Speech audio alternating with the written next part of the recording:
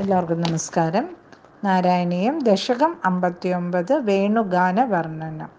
ത്വദ്ഭൂർണവകളായ കോമളം പ്രേമദോഗനമശേഷമോഹനം ബ്രഹ്മതത്വപരചിന്മുദാത്മകം വീക്ഷ്യ സമ്മുമുഹുരന്വഹം ശ്രുതയഃ മന്മദോന്മദിതമാനസാക്രമാത് തദ്വിലോകനരദാസ്തതസ്തതഃ ഗോപികാസ്തവനസേഖിരേ ഹരേ കാനനോപഗതിമപ്യഹർമുഖേ നിർഗതേ ഭവതി ദത്തദൃഷ്ടയഃ ത്വദ്ഗതേന മനസാ മൃഗേഷണാഃ വേണുനാദമുപകർണ്യദൂരതഃ त्वद्विलासकदयाभिरेमिरे काननान्दमिदवान् भवानभि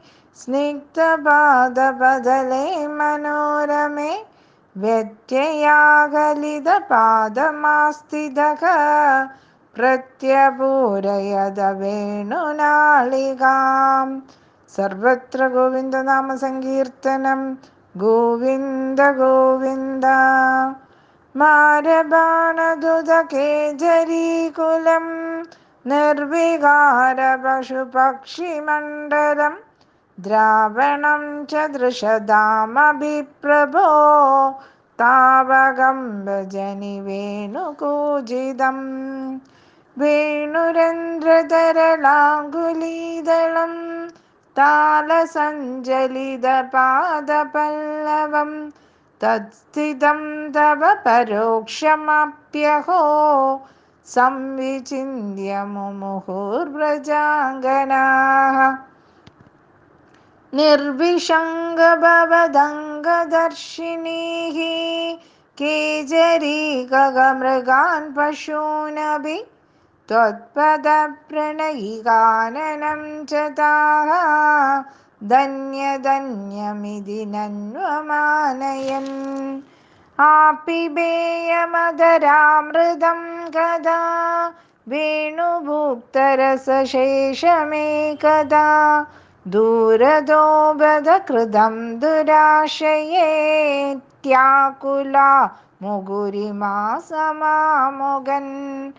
प्रत्यहं च पुनरित्थमङ्गनाः चित्तयोनिजनिदादनुग्रहात् बद्धरागविवशास्त्वयि प्रभो नित्यमापुरिह कृत्यमोडदाम्.